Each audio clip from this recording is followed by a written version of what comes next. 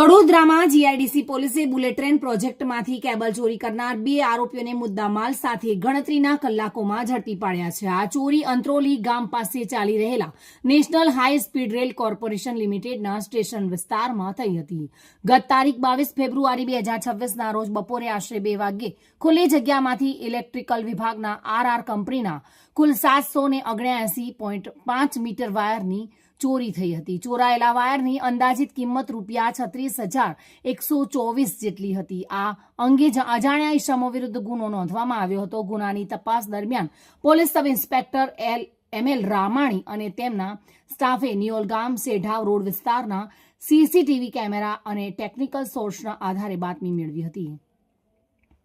બાતમીના આધારે પોલીસે વોચ ગોઠવી કાર્યવાહી કરતા આરોપીઓને મુદ્દામાલ સાથે ઝડપી પાડ્યા હતા. પકડાયેલા આરોપીઓની ઓળખ મોહમ્મદ દાની તોકીર શેખ અને અલી હુસેન ઇસ્લામ શેખ તરીકે થઈ છે.